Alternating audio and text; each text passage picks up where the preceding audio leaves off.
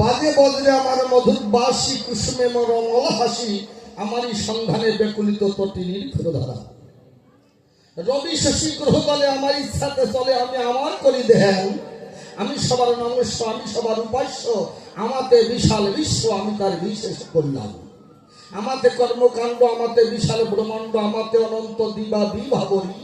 এহেন আমার মধ্যে বিরাট আমি, প্রকাশিত দিবাজ আমি, সবা কক্ষে সবা সব পক্ষে এহেন বিরাট আমাকে আমি নমস্কার করি। যাক, বাণী বন্দনা করে শেষ বক্তব্যের মধ্যে করব প্রবেশ। সবিশেষ রহিল আমার আত্মনিবেদন। কবিগান শ্রবণের তরে যারা বসে আছেন আসনে, কাছে কিংবা আছেন দূরে, সর্বাগ্রে সর্বজনার চরণে কোটি কোটি প্রণাম করতেছি অর্পণ। কবিগানটা গুরু বিদ্যা হয়, গুরুকে স্মরণ করেই কবি দাঁড়াতে হয়। তাই কোটি কোটি প্রণাম করি গুরুর পাই। গুরুদেব, তুমি আমার কথা নিও, আমার মধ্যে তুমি আসিয়া ভাঙা মন্দিরে তুমি বসিয়া ভক্তদের আনন্দ দিতে তোমার কথাগুলো তোমার মুখে তুমি নিজেই এসে করিও। মা বাবার চরণ বন্দনা করে দাঁড়ালাম ধর্ম আসরে। মা বাবা যদি কৃপা করে আশীর্বাদ দেয় মোর মাথে, মনে আমার আছে বাবা আপনাদের গান শোনাবো যতক্ষণ আসরে রব, থাকি যেন কবি কাব্যের মধ্যে। দশে চক্রে ভগবান বলি সবাই বর্তমান, যেখানে 10 জন হয়ে উদীয়মান, ভগবানের নাম গুণাগুণ কীর্তন করে সার। ভগবান কৃষ্ণ যিনি ডাক দিয়ে বলেছেন তিনি, আমি রাধা সহ উপস্থিত হয়ে আনন্দ ভোগ করিয়ে অনায়াসে ভবসিন্ধু পার করাইয়ে আমি ভবসিন্ধু প্রত্যেককে দিয়ে দেই পারি। আমি করি বিবেচনা। তাই কৃষ্ণ ভক্ত ভক্তাদের চরণ ধরে প্রার্থনা করে দাঁড়ালাম মধ্য আসলে। প্রত্যেকটি ভক্ত ভক্তার ভিতরে রহিয়াছেন আমার শ্রীকৃষ্ণ জগদীশ। তাই শ্রীকৃষ্ণ জ্ঞান করে আমারও প্রণাম করি সকলার পদন করে আপনার অধমের করবেন শুভাশিস। আমি করি বর্ণনা, এই জগতে কেউ কারো ভূমিকা রক্ষা করতে পারে না।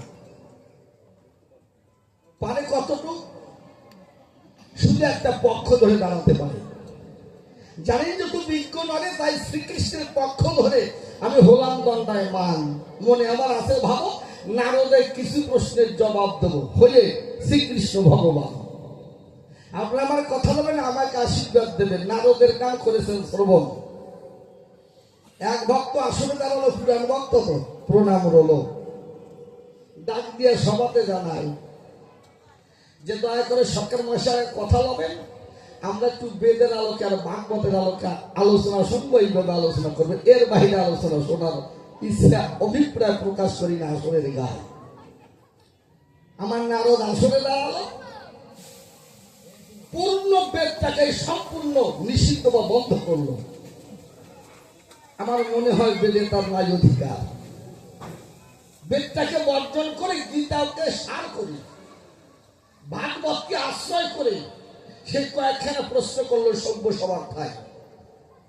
আমি করি বিবেচনা, এখানে গীতার প্রামাণ্য দিয়েছে, প্রাধান্য দিয়েছে, এটাও তাকে একটা সাধুবাদ জানে।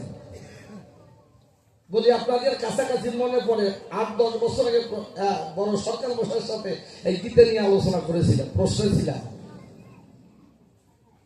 আমি করি বিবেচনা, ভাগবত ধর্ম বুঝতে গেলে পরে প্রণাম করি আপনাদের পদনক্ষরে। ভাগবত ধর্ম যদি বুঝতে হয়, আগে গীতার জ্ঞানকে অর্জন করে ভাগবতে পা দিতে হয় বা ভাগবতে গমন করতে হয়। করি বর্ণনা, গীতার শুদ্ধ জ্ঞান অর্জন না হওয়া পর্যন্ত তার ভাগবত অধিকার মেলে না। আর যদি কোনো ভক্তের ভাগবতের অধিকার মেলে, খুলে বলি আপনাকে ঠাই ভাগবত 4টা অক্ষর লিখছে ভাগবতে, ভাগবত। হৃদয়টাকে যতক্ষণ ভাগবত না করে ততক্ষণ গ্রন্থ ভাগবত বোঝার অধিকার থাকে না। আবাল মার্কা মানুষ ছিলেন, নারদ হয়েছে আবাল মার্কা ভক্ত, বুঝলেন? আবার দুধে বাল পাশে পেয়ে দিচ্ছে দুধে বাল, বুঝলেন? আমি করি বিবেচনা, তা প্রশ্ন করছে বেদে বলছে, বেদে বলছে তা কয় নাই। বিশ্বর সঙ্গে কথোপকথনে উনি পরম ব্রহ্ম তুলে ধরেছেন। আচ্ছা, পরম ব্রহ্ম আর পরম ব্রহ্ম কি একরকম?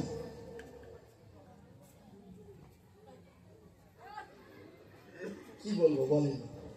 আমি করি বিবেচনা, পরব্রহ্মের কথাটা আলাদা, সম্পূর্ণ আলাদা। পরব্রহ্ম হচ্ছে নিরাকার, নির্বিকার।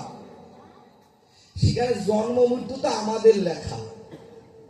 চাপ দিয়ে কয় যে গীতায় লেখা আছে যে, মানে বর্তমানে লেখা আছে যে ভাদ্র মাসের অষ্টমীতে শ্রীকৃষ্ণের জন্ম হয়, এই জন্য আমরা জন্মাষ্টমী পালন করি। কথা নেই ওই জন্মাষ্টমী কেন? আচ্ছা দেখছেন আপনারা কোন জায়গায় জন্মাষ্টমী লিখছেন দেখছেন না? শ্রীকৃষ্ণের আবির্ভাব তিথি লেখা আছে। ফিরে যাও না, আমরা আসলে এক নাতি দিয়ে ফেলাই দেবেন। আসলে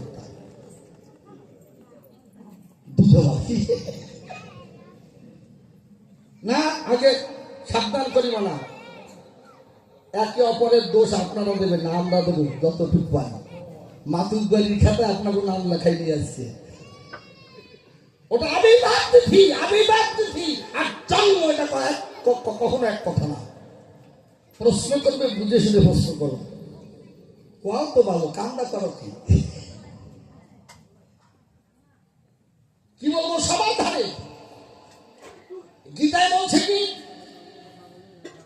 নৈনং সিন্ধন্তি শাস্ত্রাণি নৈনং দহতি পাবক ন চৈনং ক্লেদান্তব নশ্বসিত মারত। কি ঠিক? বাবার বেটার মতো কথা কাও, যেটা উপর দিয়েছি ওরকম কথা কইলে না বাবা, সাবধান হয়ে কথা কাও। আমি করি বিবেচনা, জন্মটা মৃত্যুটা আমাদের একটা ভুল বোঝাবুঝি, এ বই কিছু না। জন্ম মৃত্যু এটা সম্পূর্ণ আমাদের ভুল বোঝাবুঝি। ডক্টর মহানব্রত বলেছেন, উপমা দিতে হবে বেড়াবো নাকি? ডক্টর মহানব্রতজি বলেছেন যে সূর্য কখনো পূর্ব দিকে উদিত হয় না, পশ্চিম দিকে অস্ত যায় না। সূর্য তার কক্ষপথে তার জায়গায় দাঁড়িয়ে আছে। পৃথিবী সূর্যকে পরিক্রমা করে, তা পৃথিবীর সূর্যকে পরিক্রমা করে বিধায় ওই পরিক্রমা হিসাবে পৃথিবীর মানুষগুলো সূর্যকে উঠে ডুবে যেতে দেখা যায়। নির্দিষ্ট ভাবে তাকালে পরে, বুঝলে পরে, বুঝতে গেলে পরে, কি বলবো সবার কথা বোঝা যায় বিচারে করি বর্ণনা। সূর্য যেখানে আছে ওখানে দাঁড়িয়ে আছে, আমরা ঘুরতেছি, সূর্য ঘোরে না। এই তোমার এক দোষ। সূর্য যেমন উদিত হয় না, অস্ত যায় না, মানবের আত্মা তদনুরূপ। সে জন্ম ধরে না, তার মৃত্যু ঘটে না, আসে আর যায়, শুধু একটা জায়গা থেকে আর একটা জায়গায় তার পরিবর্তন ঘটে। সেখানে কি বলছে? বাসাংশী জিন্নানি যথা বিয়াহী নবালী গৃহনাতি নর অপরাণী তথা শরীরের বিয়াহের জন্য নারী সংঘাতি নবান্নি। কি বোঝায়? ঠিক আছে, মা ঠিক পাইছেন? অন্তর বলেছেন যে মানুষ, এবার আসলে মানুষের কথায়, মানুষ যেমন পুরাতন বস্ত্র পরিত্যাগ করে নতুন বস্ত্র ধারণ করে, আত্মাও তেমনি পুরাতন দেহ যখন জরাজীর্ণ হয়, যখন থাকার উপযুক্ত না হয়, তখন দেহটাকে ছেড়ে অন্য একটা নতুন দেহে অবস্থান করে, মাত্র করিবর না। ইহাকে সাধারণ বোকা মানুষগুলো জন্ম মৃত্যু হিসাবে আখ্যা দেয়। ক্লিয়ার? সাঁতারের সর্বনাশ সব জায়গা করি না বাবা। তোমার নাম নারদ, আমি কাল ভাবছিলাম যে প্রথম সময় জন্মাইছিল সারা বলদের নাম নারদ, রাগ তুলে কোন সবাই, আমি ভাবতেছি কথা নিও। তুমি পরব্রহ্ম, তোমার জন্ম মৃত্যু নাই, তাহলে জন্ম মৃত্যু দেখি আর তুমি দেখো না, তোমার চোখ অন্ধ তাই দেখো, বুঝলেন? ওর চোখ অন্ধ, ওর চোখে কোনো পাওয়ার নাই। তার একবার কোনো কোনো মানুষ যেহেতু পাওয়ার না থাকে, চোখের লেন্স যদি না থাকে, তখন লেন্স ভরে দিলে লেন্সের যখন কাজে না, তখন সব এইটুকু এইরকম দেখায়। আমার চোখে ভালো লাগে না, বুঝলেন? তা বামের দুটায় দেখছেন, আমি ছোট জীবনে সঞ্জয়ে বলছি বলে আপনাদের কাছাকাছি, আমার পোশাক আশাক এই বলদের মতন, বুঝলেন? আমি করি ফিরছু না, তা একদিন গানে গেছি, আমি সঞ্জয়ে বলছি, একদিন গানে গেছি বলি আপনাদের কাছাকাছি, তা তো ভাব হচ্ছে যে আমি একবার গগস পরবো, চকমা একটু বদ্ধ লোক হবো। দেখেন আমার কোনো জীবনে কিন্তু গলিও ব্যবহার করি নেই, এক বলদের ভালাই করে দুটো আগ্নি হচ্ছে। বলি আপনাদের কাছাকাছি তাদের চশমা পড়ছে 150 পাওয়ার চশমা, আমার তো ভালো লাগে না। এখন দাদা নতুন নতুন ভাব হয়েছে, রাতে আর হলি নাই, রাতে কিনছি সকালবেলা ওই ফোনে ওই হাঁটা দিচ্ছে, এখন দেখি বিশাল বড় এক গর্ত।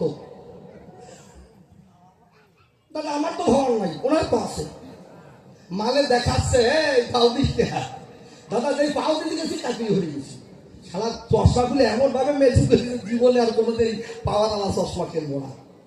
আমার বউ ডাক দেখায়, কেন একটু ভালো দেখায় তা চশমা কেন কেন? তাহলে মাঝে মাঝে মানুষের যদি অমানুষ দেখি, অমানুষের যদি মানুষ দেখি, ও কিন্তু বোঝে নাই। আমি করি বিবেচনা, এই জগৎ সংসারে যখন অন্ধকারের চশমা হয়, আধারের চশমা পরে অজ্ঞানতার চশমা যখন মানুষ ধারণ করে, তখন মানুষ সত্য জিনিসও বুঝতে পারে না। একটা রজ্জু দেখলে সর্ব জ্ঞান হয় না অনেকে? রাতের অন্ধকারে মানুষ যদি রাস্তায় চলে ফেরে বিচারে, তাহলে দেখবেন একটা দড়ি ভরে আছে, হঠাৎ সাপ দেখে ওদের বাবা বড় সাপ, লাইট পাইলে দেখে যে বড় সাপ না, চিকুন একটা মানে দড়ি, মানে রজ্জু, রজ্জু মানে দড়ি। মানুষ যেমন রজ্জুকে সর্প জ্ঞান করে অন্ধকারে বিচারে, তেমনি মানুষ অন্ধকারে জ্ঞানের প্রদীপ না জ্বললে পরে বলি সবার গোচরে মানুষ বুঝতে পারে, জানতে পারে। এইটাই যে আমি করি বিবেচনা, মানুষের জন্ম হয় আর মৃত্যু হয়, প্রকৃত পক্ষে গীতা তা স্বীকার করে না। নৈলং শ্রীমন্তী শস্ত্রাণী মানে অস্ত্রে শস্ত্রে আমাকে কখনো ছেদন করতে পারে না, জল আমাকে ভিজাতে পারে না, বায়ু আমাকে শুকাতে পারে না। আমি অবিনশ্বর, আমি শাশ্বত সনাতন। নারদ তোমার কাছে পরিবর্তন খুলে বলি, তোমার ঠাই তোমরা জন্ম মৃত্যু দেখো, প্রকৃত পক্ষে পরম ব্রহ্মের কখনো জন্ম মৃত্যু নাই নাই নাই। ওরে বেশি জ্বালাবো না, বলবেন মেলা কয়েক বছর পর আসে, ওরে গত বছর কাছে এবছর ডান্না গাওয়া গাইয়ে যাবে, আমি সুযোগ কেটে দেবো।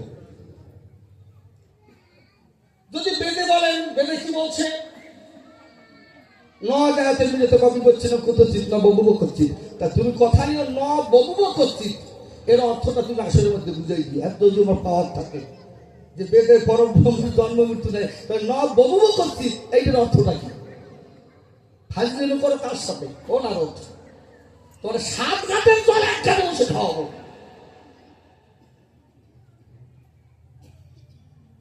আমি করে বিবেচনা, উনি বললেন আত্মাই বৈদম, এই বেদ বলছি, গীতা না, মহাভারত না, বেদ বলছে আত্মাই ইদং অগ্র মাসি তস্মা তাকে কিনারম মতে। আমি একা আছি, আমি করি বিবেচনা, একা আছি মানে নিরাকার পরব্রহ্ম। আমি একা আছি, কিন্তু একা একা সুখ আস্বাদন করা সম্ভব না। একা একা সুখ আস্বাদন করা যায় না, বিধায় পরব্রহ্ম দ্বিধাকৃত হলে, ওই যে নবগুব করছি, পরব্রহ্ম দ্বিধাকৃত হলে অক্ষর ব্রহ্ম ক্ষর ব্রহ্মে পরিণত হলেন। এই অক্ষর ব্রহ্ম ক্ষর ব্রহ্ম পরিণত হওয়ার কারণে জানেন যত বিজ্ঞজনে যত জীব আছে, সমস্ত জীবের মধ্যে ক্ষর ব্রহ্ম হিসাবে পরব্রহ্ম আত্মার উপরে বসত করে। তাই আমি করি বিবেচনা, তোমার দেহে যা হয় পুরাণ খাতা, বিচারের পাখির কোনো সমস্যা নাই। সেইটাই গীতায় ধরে কি বলবো, সবার গোচরে বেদের ওই লক্ষ্যটাই গীতায় ধরে বলেছে। গীতার ভিতরে যে পরমাত্মা পরমেশ্বর ভগবান যিনি, আমি করি বিবেচনা যিনি অনাদির আদি, এই অনাদির আদি গোবিন্দ প্রাণ গোবিন্দের যে সৃষ্টির মালিক, ওই সৃষ্টির কখনো সৃষ্টির মালিক যে সে কখনো কারো দ্বারা জন্মগ্রহণ বা কারো দ্বারা মৃত্যু ঘটায় না। আগে বোঝো, এরপর বাবা খোঁজো, এরপর তোমার অনুসন্ধান করো সুনিশ্চয়। ওরে বাবারে চাটান দিয়ে গেছে কি জানে ভাই, রাম অবতারে সতী ধর্ম পালন করে, বাবার কথা রাখবার তরে রামচন্দ্র গেলেন বনবাসে, সীতা দেবীর সঙ্গে ছিল, কত না আনন্দ রলো। তারা বনের মধ্যে বসে চোখের জলে ভাসে। তুমি কথা নিও, তুমি সেই রামচন্দ্র কৃষ্ণ হলে, সেখানে সতী ধর্ম পালন হলো। আর এইখানে সেই ধর্ম পরিবর্তন করে, যেখানে সতী ধর্ম একমাত্র স্বামী ভিন্ন অন্য গতি রায়। ওনারও গ্রামে নাকি বেড়ারে ফেলাইয়া কোন বউ তিন নাতের মেলায় গেছে, ওনাগো গ্রামে জাতি পারে বড় গ্রাম নাকি বাবা? হ্যাঁ, আমি গেছিলাম তোমার গ্রামে জাতি পারে, সব গ্রামে যায় না। একটা আর একজনের গাড়ি উঠে দেশের ভাই বের না বাবা, একটা আর এক জায়গায় উঠে দিও করিবার না। সতী ধর্ম কি? পতিকে ভালোবেসে পতির চরণে সব দেয় অবশেষে, পতি ভিন্ন পৃথিবীতে অন্য কিছু যাচনা করে না, এটা সতী ধর্ম। এই সতী ধর্ম যারা রক্ষা করে এদেরকে পতিব্রতা সতী বলা হয়। আমাকে আধা ঘন্টা সময় দেবেন, এর ভিতরে সার্চ করা হয়ে যাবে আমার। হ্যাঁ, নিজের তুলসী দানে পিতা ভুবনে প্রজাপত্য হিসাবে স্বামীর পাদপদ্মে স্ত্রীকে অর্পণ করেন, মেয়েকে অর্পণ করেন।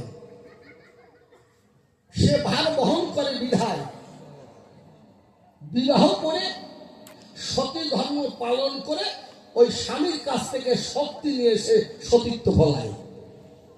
এর আমি করি বিবেচনা, এই সমস্ত সতী যারা তিন রাতের বেলা যায় না, ওই গোসাইকে নিয়ে যায়। এই যে রাম অবতারে উনি শিক্ষা দিলেন কি, তুমি তো বোঝো নাই। রাম অবতারে আসিয়া সংসারে দেখলেন আর রুগীর অবস্থা কি। উনি ডাক্তার, উনি দেখলেন জগৎটা বিভিন্নমুখী। আমি করি বিবেচনা, ডাক্তাররা দেখবেন প্রথমে 1 লাখ পাওয়ার ঔষধ কোনো বলদ ডাক্তারও দেয় না, দেয় ওর মতো ওই দুধে বলইলে দেয়। আগে তার লক্ষণ জানে যে রোগী কোন পজিশনে। এই লক্ষণ জেনে অনেক কিছু জিজ্ঞাসা করে একটা ফর্মুলায় গিয়ে দাঁড়াইলে ওরে ঠিক যে পাওয়ারে বর্তমানে রুগীর যে জায়গায় আছে ওই জায়গায় ঔষধ মারতে হয়। সে যদি 30 লাগবে 30 দেবে, 200 দেবে না। যদি 200 দেয় বলবো 30 বেটে ভুল আছে। আর 200 জায়গায় যদি 30 মারে 30 মারে বলবেন তার ভাবনা চিন্তায় ভুল আছে। যখন 200 মারার সময় হয় তখন 200 মারে। যুগ কয়টা? 4টে না? সত্য, ত্রেতা, দাপর, কলি। এই 4 যুগে একই ডাক্তার, ডাক্তার পরিবর্তন হয় নাই, রোগীর পরিবর্তন হয়েছে, রোগের পরিবর্তন হয়েছে। এই কারণে যে যুগে যে মলম, যে ঔষধ, যে পাওয়ারের ঔষধ দরকার খুলে বলি তোমার ধার, এই জন্য ওই ভগবান ডাক্তার প্রত্যেকটা রোগীর সেই ঔষধের প্রয়োগ করার ব্যবস্থা করেছে। ওরে বেশি গাবলা দিয়ে বুঝাবো না, কারণ বলো ও তো বোঝে না, বুঝলে কি করি আমার সাথে ফাঙ্গা ধরতে চায়, বুঝলে? কারণ তোমার বড় ভক্ত।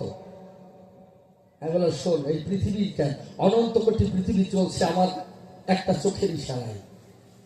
ওখানে বিবেচনা আমি তোমার সব জানি, মানে 2 দিন আমার সাথে গর্ব করছে বলছি, উনি আমার সব জানি। তা তোমার সব আমি বুঝি, সব জানি, আমি নারদ। আমি বলছি বাবা তুই নারদ না ভারত, আমি ঠিক পেয়ে না। তাই শোন, তুই কেমন ভক্ত আমি তোকে প্রমাণ করতে চাই, তুই কেমন। আমার সে কোনো ভক্ত নাই, আমি তোমার সব জানি, সব বুঝি, আমি তোমার চিনি, মানে চাকা আমি রাখতে অভাব নাই। বলছে নারদ মানুষ ফিরাইতে। আমি বললাম তোর জবাব দেবো ভরে বাবা, আমার একটু জল পিপাসা লাগছে, জল খাইতে ইচ্ছা করে, আমি তো জল আইলে দিই, পিপাসা তো লাগতেই পারে। জল আনবার তরে একটা গটি ধরি, গটি গটি ছিলেন তোমার, একটা গটি ধরে জল আনার তরে নদীর কূলে যায়। নদীর কূলে যখন গেল সুন্দর জল দেখতে পেলো, ওই গটিটা আস্তে আস্তে জলের মধ্যে ডুবাই। যে ডুবাল এই সময় হঠাৎ সমস্ত দেহ একটা কম্পন দিল,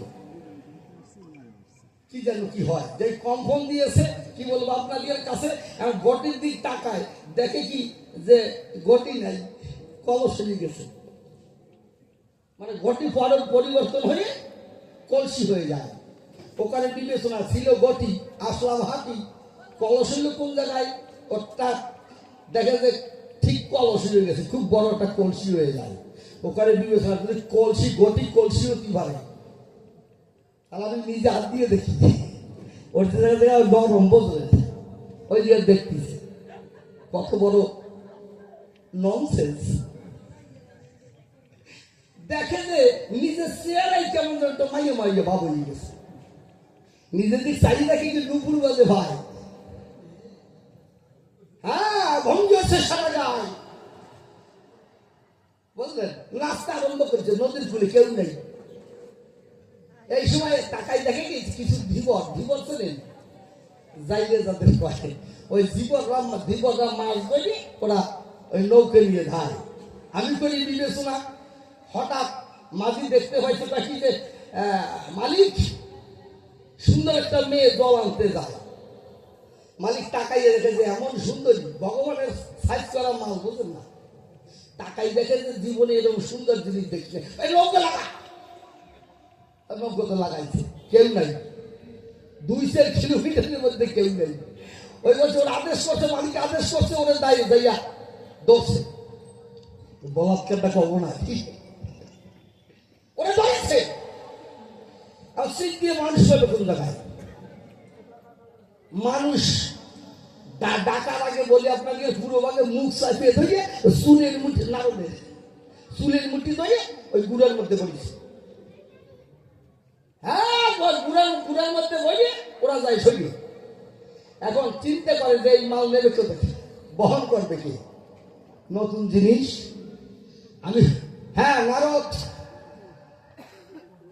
সবাই করে বিবেচনা যে বাবু আপনি থাকতে আমরা গ্রহণ করার পাত্র না।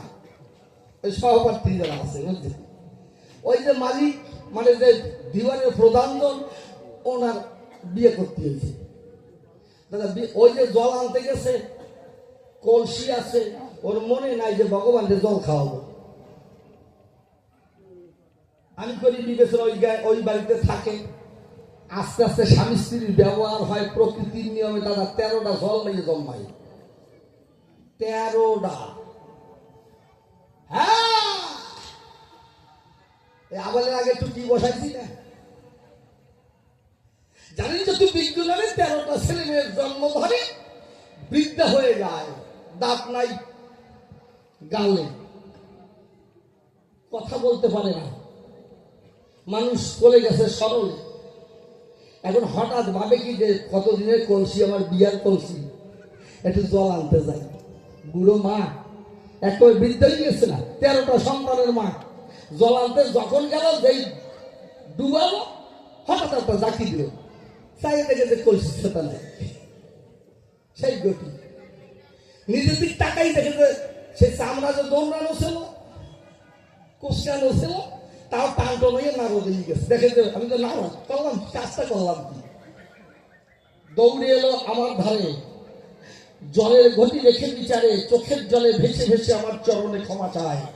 আমি করলাম বর্ণনা, নারদ এই অনন্ত কোটি বিশ্বব্রহ্মাণ্ড আমার চলছে আমার ইশারায়। আমার মায়া বুঝিতে পুরা কুলাই না কারো পুঁজিতে, ভগবানকে খুঁজিতে খুঁজিতে যদি বসে সাধনায়, হয়তো তিলক দণ্ড থাকলে পরে জানি যত বিজ্ঞ মানে কৃষ্ণ চেতা বা কৃষ্ণ চৈতন্য আসতে পারে। কৃষ্ণ ভক্ত এলে শরীরে কৃষ্ণ কথা মুখে বলে উচ্চারণ হরে কৃষ্ণ হরি বলে বেড়ে যায় চোখের চলে। ভগবান কৃষ্ণ তাকে আস্বাদন করে প্রেমের উঠে গেল প্রেমের নৌকায়। বলে আপনাদের কাছাকাছি অনন্ত বিশ্ব ব্রহ্মাণ্ড আমার খেলার জন্য আমি একটা জায়গা করে দিয়েছি। শুধু তুমি নয়, অনন্ত বিশ্ব ব্রহ্মাণ্ড আমি যেভাবে খেলছি আমাকে আনন্দ দিতে। কেন? ওই যে বেদের ভাষায় এক দেহেতে হয় না প্রভুর রস আস্বাদন, ওই জায়গা ছিলাম। বলে এক আমি ভবিষ্যৎ, এরপর বলেন কি সব ওই যায় মেশাত, আমার থেকে একটা জায়গা সৃষ্টি করলেন। এই যে আমাদের জায়গা কি প্রকৃতি, জানেন যত নরনারী এই যে প্রকৃতি দর্শন করি, পুরুষ আর নারী এবং যা কিছু দেখেন সমস্ত কিছু প্রকৃতি হয়। প্রকৃতি দর্শন করে এটা আমার থেকে জাত, পুরুষ থেকে প্রকৃতি জাত একমাত্র ভগবান কৃষ্ণ যিনি পরম পুরুষ হলেন তিনি। আর সব প্রকৃতি হয়ে যায় বিশ্ব পুরুষের সাথে। বিশ্ব প্রকৃতি যখন খেলায় তখন পুরুষ আর রমণী, পুরুষ আর প্রকৃতির খেলা হয় দুনিয়ায়। আমি করি বর্ণনা, সেই দিকে তাকালে পরে বিশ্ববাসী নারী পুরুষ সব প্রকৃতি হয়ে পড়ে। আর কৃষ্ণ একমাত্র পরম পুরুষ হয়, পুরুষ আর প্রকৃতির সাথে সাথে বলে আপনাদের সাক্ষাতে নিত্য প্রেমে তখন রাস রসে বুঝে গিয়ে মেপে রয়। আমি করি বর্ণনা, ইহাকে বলে রাস। রস থেকে রসে যখন আকার বসে, খুলে বলি আপনাদের পাশে রসে আকার দিলে যেমন রাস হয়, তখন ভক্তর ভগবানের বলি সবাই বিদ্যমানে যখন ভক্ত ভগবানের সঙ্গে মিলন হয়ে যায়, হরে কৃষ্ণ হরি বলে, জানিযত বিজ্ঞ বলে, যেমন পিতৃপুরুষ থাকে পিতৃ সাধনায়, উর্ধ্বপদ হেতমুন্ডে মাথা দিয়ে অগ্নিকুণ্ডে শীষ আসে তখন ভক্তের সাধনায়। তখন একটি পদ্ম প্রস্ফুটিত হচ্ছে কৃষ্ণ পদ্ম, আর যেটা অপ্রস্ফুট সেটা হচ্ছে রাধা পদ্ম। অপ্রস্ফুট পদ্মটা থাকে কোথায়? মূলধারে চতুর্দলে। আর প্রস্ফুটিত পদ্ম থাকে সহস্রারে পরপারে, যারা ব্রহ্মরন্ধ্র কয়। এই ব্রহ্মরন্ধ্রে যে ব্রহ্ম দেশে যে পরব্রহ্ম বিরাজ করে, জানি যত বিজ্ঞ মানে থাকে তখন ভক্তের সাধনায়। ভক্ত ঊর্ধ্বমুখী হয়ে কাব্য সবাই বুঝাই পেয়ে ভগবানকে পেতে গিয়ে যখন বসে সাধনায়, অবলম্বন গুরু রূপ হয়ে গুরুকে স্মরণ করিয়ে গুরুর চৈতন্য রূপ আস্বাদন মন্ত্র ধারণ করিয়ে যখন ঊর্ধ্ব দিকে তাকাইয়ে ভগবানের নাম নিয়ে কৃষ্ণ কৃষ্ণ বলে বসে সাধনায়, তখন মূলাধার স্বাধিষ্ঠান মণিপুর বিশুদ্ধ চক্র আজ্ঞা চক্র ভেদ করে ওই অপ্রস্ফুটিত পদ্ম প্রস্ফুটিত পদ্মের সঙ্গে মিলে যেতে চায় বিচারে। তাই একটি পদ্ম প্রস্ফুটিত আরেকটি নয় করা, উচ্চ পদে হেতু মুন্ডে পদ্মে পদ্মে জোড়া। ভক্ত যখন তারা মানস সরোবরের খুলে, ভক্ত চাহি কোরা পদ্মের পাপড়ি যায় খুলে, তখন পূর্ণ হয়। তখন আমি আর তুমি, আমি কে? জীবাত্মা, তুমি কে? পরমাত্মা। এই আমি তুমি মিলে হয় মিলন বিলাস, বৈষ্ণব সাহিত্যে মাগে এই মহারাজ। আমি করি বিবেচনা, তা তোমার মতো বোম্বাইটের কপালে জীবনে তা ঘটবে না। ভাগবত বুঝাবো পরে, বলিলে আগে গীতা না বুঝলে ভাগবত বোঝার অধিকার নাই। কেন নাই? এই পৃথিবীতে যিনি সবচেয়ে বেশি গ্রন্থ লিখেছেন, আমাদের সবার প্রাণের মানুষ, যার লেখনীতে সনাতন ধর্ম প্রতিষ্ঠিত, বেদে মানে ভাগবতে কিন্তু তার নাম উল্লেখ আছে। তার নাম হচ্ছে মহামণি খালি ব্যাস না, কৃষ্ণ দ্বৈপায়ন ব্যাস। কৃষ্ণ দ্বৈপায়ন ব্যাস উনি লিখেছেন ত্রিলক্ষব্রত শাস্ত্রাণী, নবলক্ষ আগম, অষ্টদশ পুরারব্ধ নবব্যাকরণ তথা ভাগবত দধিখণ্ড গীতা মন্থন দণ্ড। ভাগবত এখন আসে নাই। গীতা হচ্ছে মানে মন্থন দণ্ড, ভাগবতটা কি? দধিখণ্ড। জানি তো বিজ্ঞানে দধিখণ্ড মানুষ আগে পাঠাতো না হাড়ির ভিতরে, দধি দুগ্ধ, দুগ্ধ পচন ক্রিয়ায় যখন দধি রূপ ধারণ করে বসিধায়, তখন ওখান থেকে মাখন উঠানো যায় না, ওকে মন্থন করতে হয়। গীতা রূপ মন্থন দিয়ে, মন্থন দণ্ড দিয়ে, গীতার হচ্ছে মন্থন রূপ দণ্ড, গীতারূপ মন্থন দণ্ড দিয়ে ভাগবতকে মন্থন করিয়ে দুটো অক্ষর উপলব্ধি করেছিলেন এই বসুধায়। তাই বলছেন ত্রিলক্ষব্রত শাস্ত্রাণী নবলক্ষণ আগম, অষ্টদশ পুরানব্য নবব্যাকরণ তথা ভাগবত দধিখণ্ড গীতা মন্থন দণ্ড। সারম সারম মানে সারের বর্ষা। আগে ওঠে কি না? দধি মন্থন করে আগে ওঠে কি ঘি? মাখন ওঠে না, আগে ঘি ওঠে। ওই যে এরপর ঘিকে মন্থন করলে পরে মাখন ওঠে বারে বারে। কি বলবো তোমার গোচরে, মাখন স্বরূপ রাধা কৃষ্ণ জীবাত্মা পরমাত্মা স্বরূপ এই মহাশব্দ দুটি ভাগবতকে মন্থন করলে এই জীবাত্মা পরমাত্মার এই রাস সম্পদ মিলায়। আমি করি বিবেচনায় গীতা রূপ মন্থন দ্বারা না ঘটলে ভাগবতের প্রেম কখনো উঠিত হয় না। যদি জানো ভাগবতে, ভাগবত লিখতে কয়টা অক্ষর? ভা, গ, ব আর ত, তাই না? যখন মানুষ ভাগবত, ওটা গ্রন্থ, গ্রন্থ উল্লেখ করতে হয়, গ্রন্থটা আয়ত্ত করতে হয়, ওই শব্দটাকে আয়ত্ত করতে হয়। আমার ভাগবত, ভাগবত পড়া লাগবে না, ভাগবত আস্বাদন করার দরকার নাই। ভক্তি ভাবে যদি ভা কথাটা উচ্চারণ করেন, ভক্তি ভরে জনিতম ভাবন, ভা শব্দ উচ্চারণ মাত্র জন্মিতম ভাবন। যখন মানুষ ভা কথা উচ্চারণ করে তখন হৃদয়ের মধ্যে ভাবের সৃষ্টি হয়। কি ভাব? প্রশ্ন উঠতে পারে, কি ভাব? যখন ক কথাটা উচ্চারণ করে, ভা, ভার পরে কি? গ, যখন মানুষ গ কথা উচ্চারণ করে ভক্তি সহকারে, ভক্তি আসে অন্তরে, গ কথা উচ্চারণ করলে করার সাথে সাথে ওই ভক্তির সাথে জ্ঞান উদ্ভব হয়। কি জ্ঞান?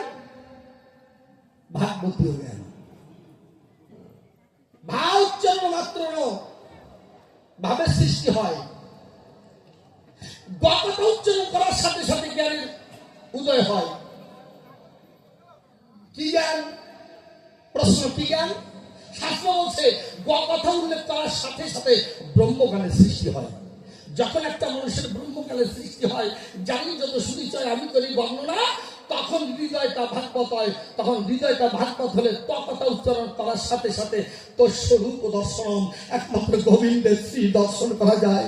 জানি যত বিজ্ঞানে ভাগবতকে লক্ষ্য করলে পরে শুধু ভাগবতটা উচ্চারণ করার সাথে সাথে যদি নিজেকে ভাগবত করতে পারে কোনজন, তখন সকল কিছু পরিহরি, মুখে বলে হরি হরি, হৃদয়টাকে ভাগবত ধরি, রাধা কৃষ্ণে হয় তখন পূর্ণ দর্শন।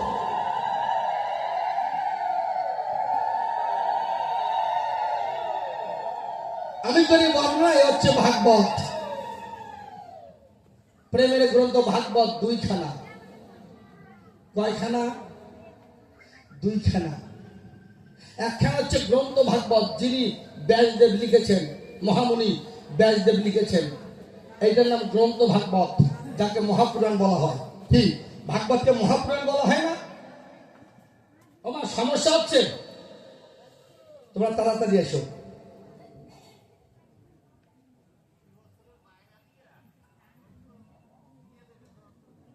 এই যে দিচ্ছি গ্রন্থ, এই যে গ্রন্থ দিচ্ছি, শোনেন। একটু না বুঝলে আমার সনাতন ধর্মের মানুষ,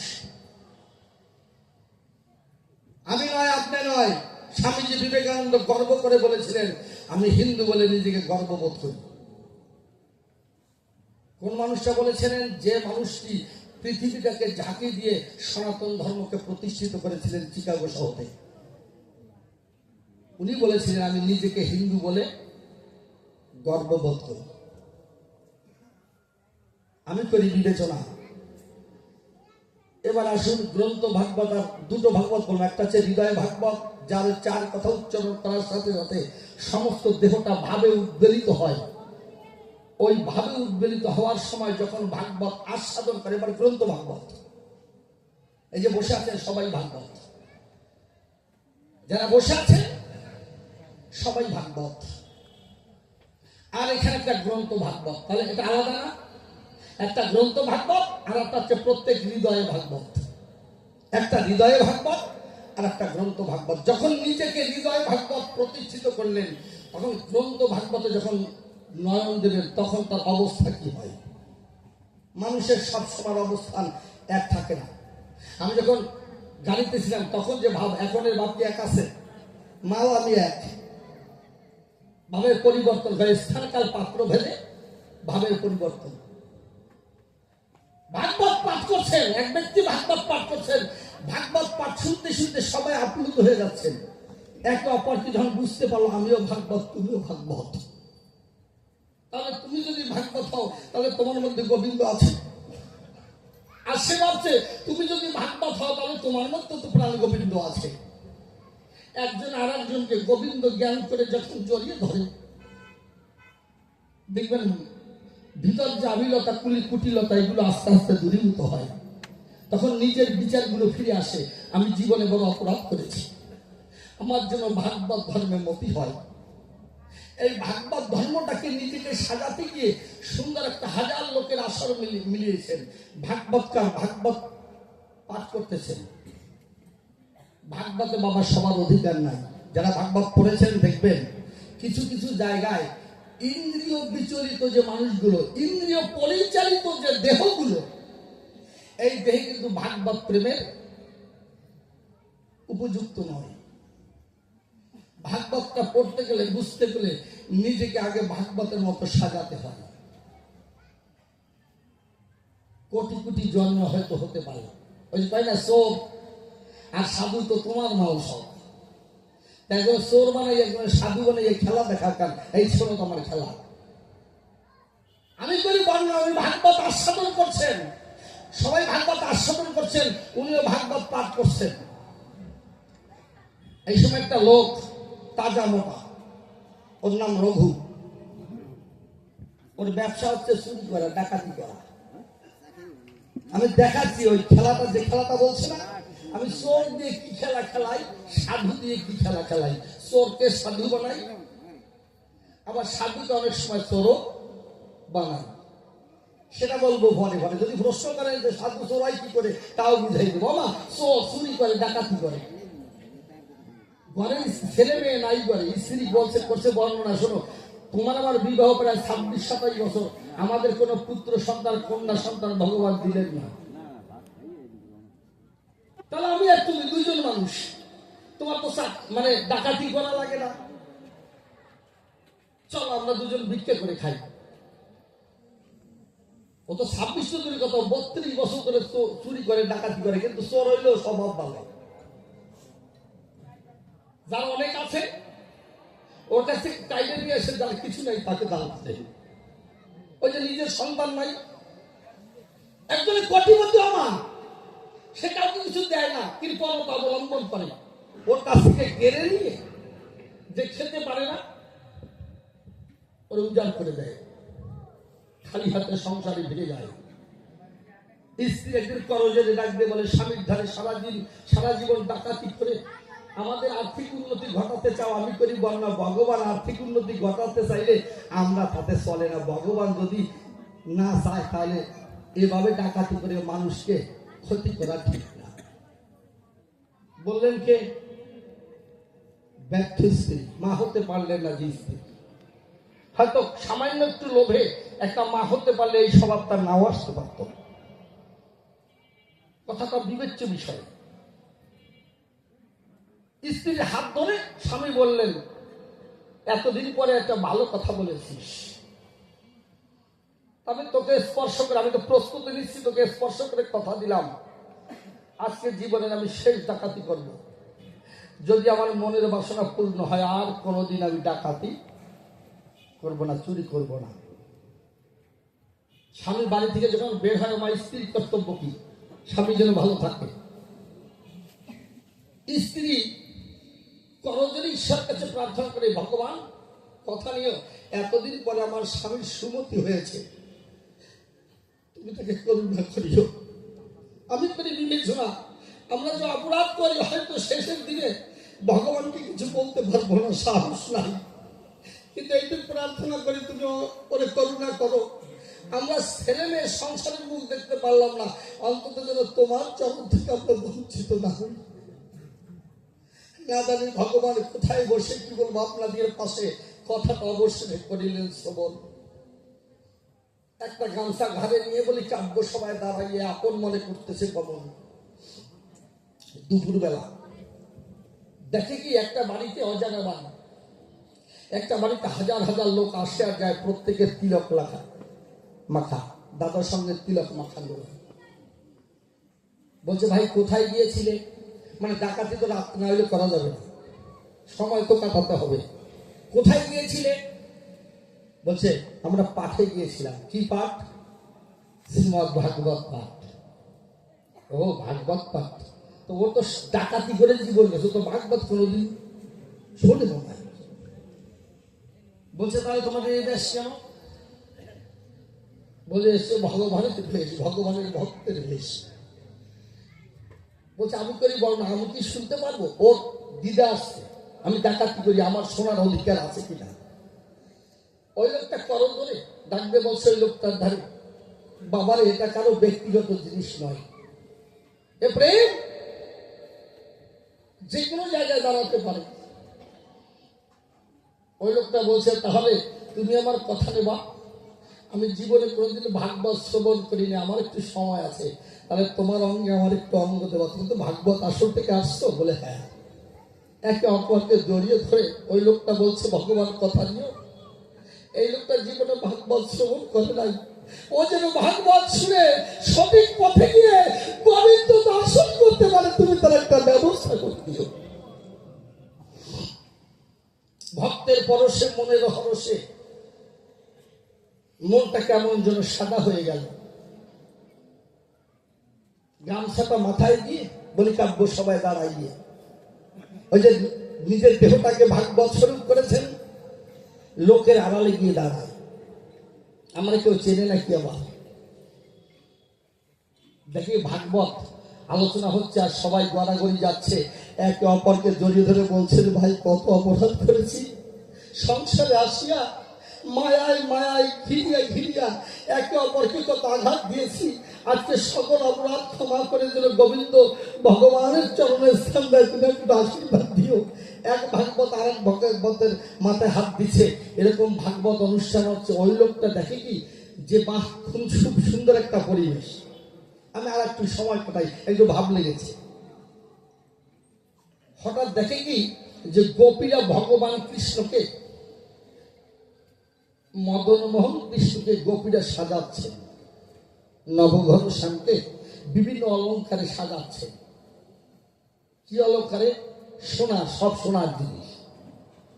পায়ে যে মানে নুপুর দিয়েছে তার সোনা, হাতে যে বালা দিয়েছে তার সোনা, এমনকি বাঁশিটা দিয়েছেন তাও গোপীরা সোনার বাজি মানে বাঁশি দিয়ে সাজিয়েছেন, ময়ূর পুচ্ছটা সোনার দিয়ে সাজিয়েছেন, সঙ্গীরা সাজাচ্ছেন, সুন্দর করে সাজাচ্ছেন। ওর একটু লোভ হয়েছে যে এত সময় একজনারে সাজায়, এই সোনার মানুষ কোন জায়গায়? দেখছেন মানুষের মানসিকতার পরিবর্তন। সাধু সঙ্গ করলে পরে জানি যত বিজ্ঞানে মানুষের মানসিকতার পরিবর্তন হয়। আমি বলি বিবেচনা, দেখবেন কোন কোন মানুষকে জড়িয়ে ধরার সাথে সাথে, দর্শন করার সাথে সাথে হৃদয় থেকে কেমন যেন কৃষ্ণ কথা উদিত হয়, হয় না? দেখবেন ওই জন্য মহাপ্রভু বলেছিলেন যাহারে দেখিলে মুখে আইছে কৃষ্ণ নাম। যাকে যাকে দেখার সাথে সাথে মুখে কৃষ্ণ নাম ওঠে, ওকে জড়িয়ে ধরো, কারণ ওর মধ্যেই ভগবান দর্শন ঘটে। বলি সবার সন্নিকটে। ওই লোকটা বলেছে আচ্ছা ওই এতগুলো স্বর্ণ অলঙ্কারে যে যাকে সাজানো হলো ওনার নাম কি? পাঠক স্বাভাবিক অবস্থা দাঁড়িয়ে বলছে ওনার নাম হচ্ছে ভগবান শ্রীকৃষ্ণ। বলেন উনি থাকেন কোথায়? ঠিকানা না জানলে তো যাওয়ার কায়দা নাই। উনি থাকেন কোথায়? উনি বলছেন থাকে বৃন্দাবনে। বৃন্দাবন? বৃন্দাবনের কোন জায়গায়? বৃন্দাবন তো অনেক বড় জায়গা। বৃন্দাবন কোন জায়গায়? বলছে নিধুবনেই প্রায় থাকেন। কোথায় কিভাবে থাকেন? নিধুবনের ছোট্ট তমাল বৃক্ষে উনি জগৎকে আকৃষ্ট করবার জন্য বাঁশরি বাজান। কি বাঁশি বাজান? শুধু মুরলী না, বেনু, মুরলী, বাঁশি, এক একটার এক এক সুতো। বাঁশির 7টা রন্ধ্র মানে ছিদ্র। বললেন প্রথম রন্ধ্রের টানে যমুনা যায়। শুনো যে নিজের পথে ধুয়ে ত্রিনাথের বেলায় যায় কার শুনবো? নিজের পথে ধুয়ে শ্রীকৃষ্ণের বাঁশরির টান শুনিয়ে সংসার বিসর্জন দিয়ে একটা গাভী তার বাচ্চাকে ফেলে দিয়ে উজানে কেন যায়? যমুনার জল উজান কেন চলে? শোনো, প্রথম রন্ধ্রের তলে যমুনাও যায়। যদি বলেন বাইরের যমুনা, এটা স্বাভাবিক তর্ক বিতর্ক। দেহটাকে যমুনা বলা হয়। আমাদের বিন্দু এখানে গজায়, এখানে জন্মায়, এখানে সৃষ্টি হয় বিন্দু, যার পিতৃসত্তা বলে ধায়। জানেন যত বিন্দু মানে নাক বিন্দু কামনায় নিচের দিকে ধায়। জানেন যত বিন্দু নয় যখন নিচের দিকে ধায় তখন আস্তে আস্তে ক্ষরণ আর পতন হয়। কোথায়? মূলাধারে। মূলাধার থেকে স্বাধিষ্ঠানে যায়। ওখানে গিয়ে মানুষ কামনায় পর্যবসিত হয়। বাবা আমি করি বর্ণনা, আমরা তো জায়গা তো দেশের মানুষ, আপনাদের এটা বরিশাল না? তা দেখবেন দক্ষিণ দিকে যখন ভাটায় টান দেয়, ভাটায় জল দক্ষিণে যায় না? দক্ষিণে যখন ভাটায় জল যায়, যারা বৃদ্ধ মানুষ রয়েছেন সভায়, দেখবেন জল যখন দক্ষিণ দিকে যায় ওই জলের সাথে সাথে বাটার সাথে সাথে কিছু কচুরিপানা, উত্তরের কচুরিপানা নিয়ে যায়। ঠিক নজর দিয়ে দেখলে পরে দেখবেন ওই যে জোয়ার যে যায় ওর পাশ দিয়ে একটা রেতি আবার উত্তর দিকে যায় একই সময়। এটা সাধকরা বলে রায় ভাটা। আমি করি বর্ণনা যে কচুরিটা দক্ষিণে যায়, আমি করি বিবেচনা যে দক্ষিণ দেশে যায় লোনা জলে গেলে পরে কচুরি আছে তলে রুলো নাই, কোন কোন কচুরি মারাও যায়। যদি জোয়ারে ফিরে আসে দেখে খালি কচুরি আছে তলে কোনো কিছু নাই, মূল থাকে না। আর যদি ওইটা গুল্লি খেয়ে কোন কচুরি পাকে পড়ে যদি ওই যে রেতির মধ্যে পড়ে ওইটা আস্তে আস্তে কিন্তু উত্তর দিকে ভাই করিব না, এমন কোন লোনা জল নাই যে ওই কচুরির হুলা খেতে পারে। মানুষ যখন যায় কামনায়, জানি যত শুধু চয়, মানুষ কামনায় গিয়ে ভুল করে জীবনটা রসা তলে যায়। 1 থেকে 25 বছর পর্যন্ত ব্রহ্মচর্য, এই ব্রহ্মচর্যে ব্রহ্মসত্তা ধারণ করতে হয়। শাস্ত্র বলছে ব্রহ্মসত্তা ধারণ করার কিছু বিধান আছে। উপযুক্ত সময় প্রবর্তের প্রথমে নিজের দেহটাকে ধরে গুরুপাদ পদে সমর্পণ করতে হয়, এটা রায় ভাটা। যদি উপযুক্ত সময় যৌবন যখন জীবনে ফুটে ওঠে ফুলের মতো, তখন দেহটা মনটা খুব সুন্দর প্রফুল্ল দেখায়। যৌবন ডাক দিয়ে বলে যাবে কোথায়, যাবে খণ্ডানন্দের দেশে, চলো একটা নারীর পাশে সংসার জীবনে রেখে আসি। না হয় যদি অখণ্ড ব্রহ্ম চৈতন্য রূপ আস্বাদন করতে, তাহলে চলো সদ্গুরুর কাছে এই জীবন যৌবনটা ধরে সদ্গুরুর পাদ পদ্মে সমর্পণ করে দিয়ে আসি। ওই রায় ভাটায় পড়ে। যদি কেউ রায় ভাটায় যায় এখানে বাদ পড়ে। আমি করি বর্ণনা, মূলাধারে বাদ পড়লে পরে জানেন যত বিজ্ঞ নরে খরণ পতন হতে নারে, যে পদ দিয়ে বীর্য ধরে ওই পদ দিয়ে আবার মূলাধার সারিষ্টের বিশুদ্ধ চক্র আক্তার চক্র দিয়ে আবার জায়গার বস্তু জায়গায় মিলাতে যায়। ধারা থেকে রাধা শব্দ উৎপত্তি হয়ে ভক্তের বাজারে গিয়ে রাধার উপাশ্রয় করিয়ে প্রকৃতির উদাহরণ করিয়ে তখন নিজে তখন জীবাত্মা পরমাত্মার সান্নিধ্য পেতে চায়। আমি বলি বর্ণনা, এই জন্য গুরু কৃপায় কি বলবো আপনার বিয়ের বসুধায় উনি আস্বাদন করছেন যে কোন জায়গায় বলে মৃদু বনে পাওয়া যায় কোথায়, মৃদু বনে থাকে কোথায়, তমাল বৃক্ষে। ওভাবে ত্যাগ অনেক দূর, যত বড় দূর হোক। স্ত্রীকে কথা দিয়েছি আমি আর ডাকাতি করব না, এই এক ডাকাতি করলে আর জীবনে ডাকাতি আমার লাগবে না। পাবো কিভাবে প্রশ্ন করলেন, পাবো কিভাবে? সবার টাকায় গান শব্দ তো বলে পাওয়া যায়, তার নাম ধরে ডাকতে হয়। ওই ডাকার সময় যেন দুটা চোখের জল বরিশন হয়। যত চোখের জলে বেশি ভাসবে ততই ভগবান কৃষ্ণ তার কাছে আসবে। ভগবান করেছে বর্ণনা, জগতের সব ধ্বংস হতে পারে, আমার নিমিত্তে যদি কোনো ভক্ত দুফোঁটা চোখের জল বরিশন করে ওই জল কোনোদিন বৃথায় যায় না। অন্বেষণ করে চোখের জল মৃত্তিকায় পড়ে অন্বেষণ করে, খুঁজে না পেলে বায়ু হয়ে যায়, বায়ু হয়ে মানে আকাশে ওঠে, মেঘ হয়, ওই মেঘ দিয়ে পাহাড়ে জমাট বাঁধে, ওখানে না পেলে আবার গরমের ধাক্কা খেয়ে নদীতে যায়, নদী থেকে সাগরে যায়, সাগর থেকে মহাসাগরে যায়, মহাসাগর থেকে শ্যামসাগরে যায়। আমি করি বর্ণনা, যেখানে দীনবন্ধু দুচরণ হয় ভক্তের সঙ্গে ভগবানের প্রেমের কথা হয়। জানেন যত বিজ্ঞ নয় ও ভাবলেন তাহলে কাঁদতে হবে, যত চোখের জল বেশি হবে ততই তো ভগবান পাবো তাড়াতাড়ি।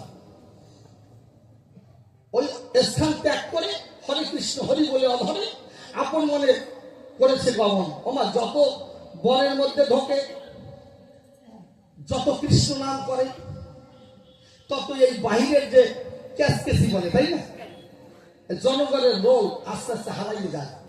গভীর রাত হয়, পশুপক্ষীর ডাক আস্তে আস্তে বন্ধ হয়। এখন একা একা আনন্দ করছে আর নাম করছে আর কাঁদছে, কাঁদতে কাঁদতে কাঁদতে কাঁদতে চোখের জলে কখন যেন সাগর হয়ে গেছে, নিজে ঠিক হয়ে যায়। ভগবানের পাশে শ্রীমতী রাধারানী দেখে বলছে অবশেষে বন্ধুরে দেখেছো ভক্ত চোখের জলে ভেসে ভেসে খাচ্ছে, ও যে তোমারে চায়, তুমি চাও না? ভগবান কৃষ্ণ কালো শশী ডাক দিয়ে বললেন, আমি তো ভক্তের চোখের জলেই ভালোবাসি, চোখের জলের বিনিময়ে ভক্তের কাছে আসি, চোখের জলের মধ্যে আমার হয় পরিচয় ও কালুক সমস্ত আনমনা পথ, সমস্ত ভেজা পথ, সমস্ত কষ্টের পথ দূর হয়ে যাক ও আমার কি হোক। জানেন যত বিজ্ঞ নরে কাঁদতে কাঁদতে কাঁদতে কাঁদতে কখন যেন রাত 12টা ওভার হয়ে যায়, ও তার সময় দিয়ে জ্ঞান নাই। 12টা থেকে 2টা পর্যন্ত শাস্ত্রে বলছে 18 দণ্ড নিশা। এই জগতের সাধক যারা এই 18 দণ্ড নিশায় কিন্তু ঘুমায় না, তারা ভোরবেলা গাত্রোত্থান করে বসুধায়। এমন সময় করেন যখন ঋষিদের, মুনিদের, দেবতাদের বিচরণ ঘটে। আর সংসারের মানুষগুলো দেখবেন ভোর রাত্রে মায়া ঘুমায়, জন্মের ঘুমায়, তাই কেবল ঘুমাচ্ছে। আমি করি বিবেচনা, 2-1 জন ভোর রাত্রে ঘুমায় না। যে লোকগুলা ওই প্রেশার ওঠে, যেগুলো অসুস্থ, ডাক্তার পাইতে চায় ভোরবেলা হাঁটতে হবে, এই 2-1 জন সারা ফেরা এই ঘুমায়। বলি আপনাদের পাশাপাশি চোখের দ্বারা করতে করতে তখন যেন ওই যে স্ত্রী, পুত্র, আপনজন, ডাকাতি সব ভুলে গেছে, কেমন যেন ভগবানের সাথে মিল হয়ে যাচ্ছে। ঠিক রাতের অন্ধকারে 12টার পরে হঠাৎ প্রথম নুপুরের শব্দ শুনতে পায়, রুনুচুরির শব্দ শুনছে। বাজে কথা যায় না কানে, জানি যত বিজ্ঞ জনে ভক্ত বাধা ভগবানের প্রাণে প্রাণে। নুপুরের শব্দ যখন কানে ছুটে যায়, ওখানে বর্ণনা এত গভীর রাতে গভীর বনের মধ্যে নুপুরকে বাজায়। আবার কেঁদে উঠছে, কোটি জন্মের ভাগ্য না থাকলে এখানে পৌঁছানো সম্ভব না। যখন আবার কৃষ্ণ কৃষ্ণ কৃষ্ণ বলে যখন চোখের জল আবার বেকৃতি উঠলেন, এ সময় একটু বাঁশরির শব্দ শুনতে পেলেন। ওই যে প্রথম রন্ধ্রের টানে যমুনাও যায়, দ্বিতীয় রন্ধ্রের টানে রাখাল গণ্ড হয়, রাখালের খেলা ফেলে রাখাল গণ্ড ছুটে চলে দ্বিতীয় রন্ধ্রের টানে। তৃতীয় রন্ধ্রের টানে সতী সারে পতি, এই তোমার না শেষ, তোমার আলোচনা এই যে শেষ। তৃতীয় রন্ধ্রের সতী সারে পতি। চতুর্থ রন্ধ্রের টানে ভোলে পশুপতি। পশুপতিকে স্বয়ং শিব, উনি আত্মবলা হয়ে ছোটে। পঞ্চম রন্ধ্রের টানে গাভী বৎস ফেলে। ষষ্ঠ রন্ধ্রের টানে কি মনে আছে বলতে পারে? পঞ্চম রন্ধ্রের টানে গাভী বৎস ফেলে, ষষ্ঠ রন্ধ্রের টানে মুনি ধ্যান ছাড়ে। সপ্তম রন্ধ্রের টান রায় করিয়া শ্রবণ, দুঃখিত অন্তরে রায় ঘুরে বনে বন। জানেন যত বিজ্ঞ নরে ওই বাঁশরি শ্রবণ করে হঠাৎ দেখার পিপাসা জাগলেন, কোথায় কৃষ্ণ, কোথায় কৃষ্ণ। কৃষ্ণ কৃষ্ণ কৃষ্ণ বলে ভেজে যায় চোখের জলে। হঠাৎ ছোট্ট কৃষ্ণ, ওই যে সাজানো কৃষ্ণ, সাজানো কৃষ্ণ ডাক দিয়ে বলে, রঘু ও রঘু। রঘু চমকে উঠছে, এই রাতে আমাকে কে ডাকে? বলছে, কে তুমি হও, কথা নাও, আমাকে একবার দর্শন দাও।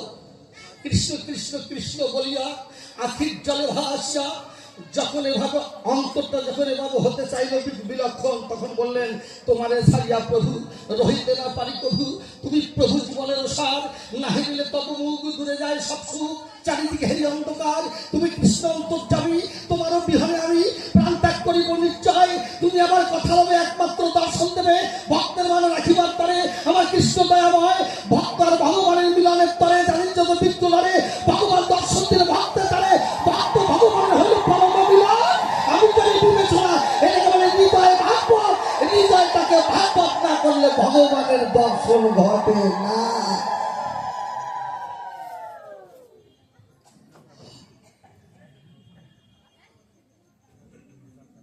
জানেন যত বিজ্ঞ নরে, তাই ভগবত মুখী হতে গেলে পরে সাধু সঙ্গের দরকার হয়। ভক্তমুখী হতে, ভগবানমুখী হতে গেলে গুরু কৃপার দরকার হয়। আমি করি বর্ণনা, গুরু কৃপা না থাকলে, ভগবানের কৃপা না থাকলে, বৈষ্ণব দর্শন না হলে, বৈষ্ণবের চরণ ধুলি সম্পন্ন না করলে ভগবানের কৃপা হয় না। ভগবান বলেছেন, প্রত্যেক ভক্ত আমার হৃদয়, ভক্তের হৃদয় এটা আলাদা নয়। এক ভক্ত যখন আরেক ভক্তকে জড়িয়ে ধরে, তখন আমি থাকি তাদের ভিতরে। ভক্ত ভগবানের মহামিলন ঘটে, প্রেম সাগরের মানুষগুলো এই জগতের গায়ে হরে কৃষ্ণ হরি বলিয়া ভেসে চাকরি চলে যায় ভাগিয়া, তখন ভক্ত ভগবানের এই দাসতত্ত্বের মহাপ্রেম তত্ত্ব প্রেম ঘাটে মিলায়। আমি করি বিবেচনা, এটা কোটি কোটি যুগেও কোটি মানুষের ঘটে না। এই যে মানুষগুলো শুনতেছেন, বাগবাগ বুদ্ধি হচ্ছেন, আমি সরিয়ে যাবো, দেখবেন এক একজন আইডিয়া যাবে আমাদের বউ চলে যাইছে, বাড়ি চলে যাইছে, গরু বান্ধা নাই, দুয়ার খোলা আছে। আর যতক্ষণ ভগবান মুখী থাকবেন দেখবেন কোনো কিছুর অভাব নাই। ও কি হইল না না হইল ওদিকে আপনার দৃষ্টি থাকবে না। ক্ষণিকের স্তরে ভালোবাসা যাওয়া আর শুধু আশা, বাড়ায় শুধু চিত্তের পিপাসা। আর ভগবানকে পেতে হলে এই দুনিয়ার গায়ে আমি করি বর্ণনা, ভাগবত মুখী না হওয়া পর্যন্ত ভগবানের কৃপা লেশ পাওয়া সম্ভব। এবার ছোট্ট একটা গান শুনে। আচ্ছা, সমস্যা আছে আপনাদের?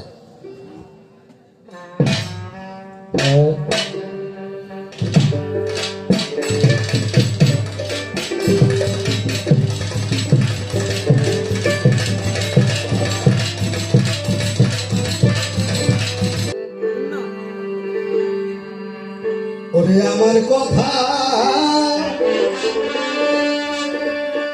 ও বলি বন্ধু,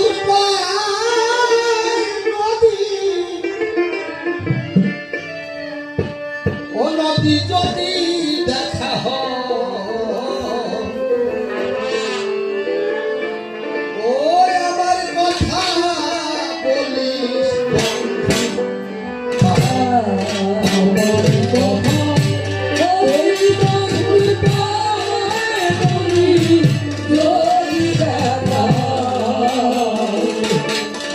আমার কথা বলি বন্ধুর পায়, আমার কথা বলি বন্ধুর পায়, নদী যদি দেখা হয়।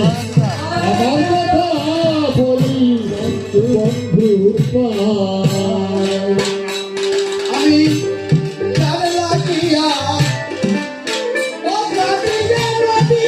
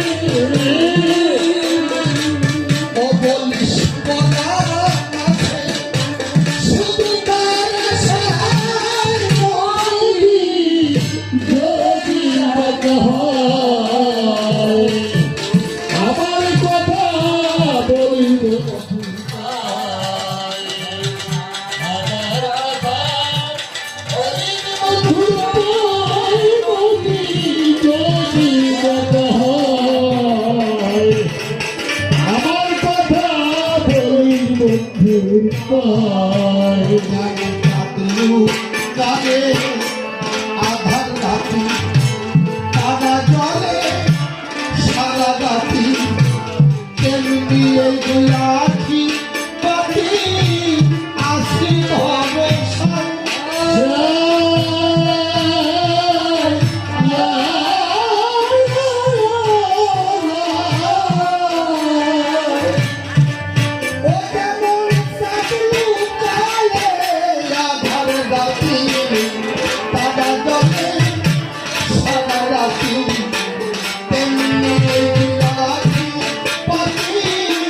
Happy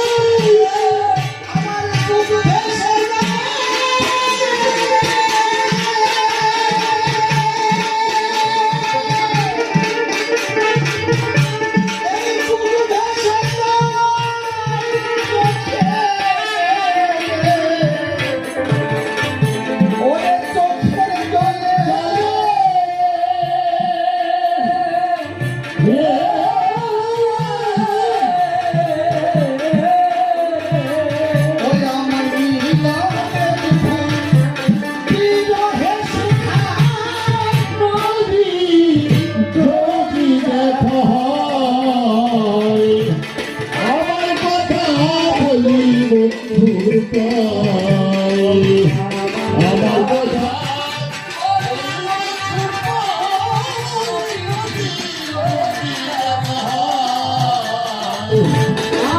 আমার কথা বলি বন্ধুর প্রায় শোনো মামা, হ্যালো এক লোকের একটা ছেলে, ছেলেটা জন্ম হয় 1 বছর পরে মা মারা যায়। 25 বিঘা জমি বাবা। আমার কাছে বলুন দেখি, কেবল সন্তান হয়েছে 6 মাস, 1 বছর, এই সময় স্ত্রী মারা গেলে সংসার চলে নাকি? আবার বিবাহ করে।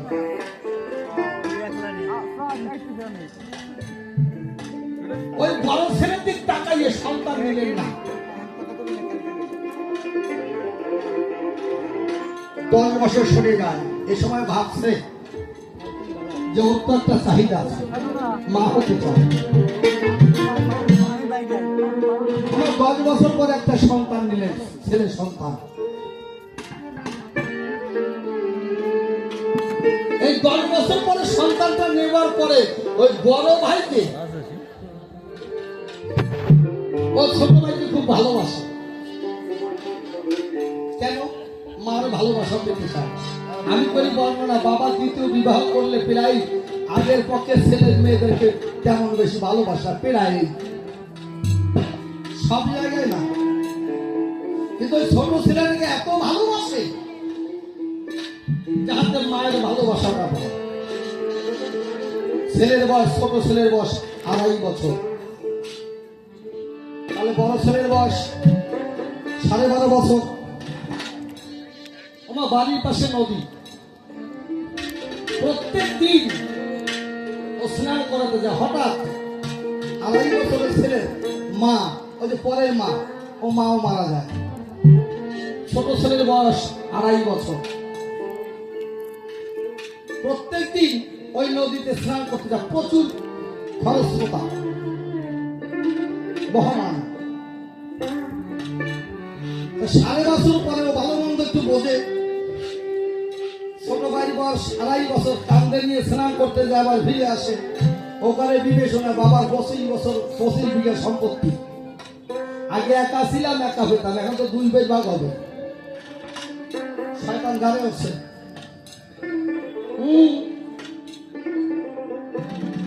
আমি করি বিবেচনা, আমি যে কাজ করবো ওই 1 ছাড়া কেউ জানবে না, জমির ভাগ দেওয়া যাবে না। 2.5 বছরের ভাই কান্দের থেকে নামাই খরস্রোতা নদীর মাঝখানে ফেলে দিলে।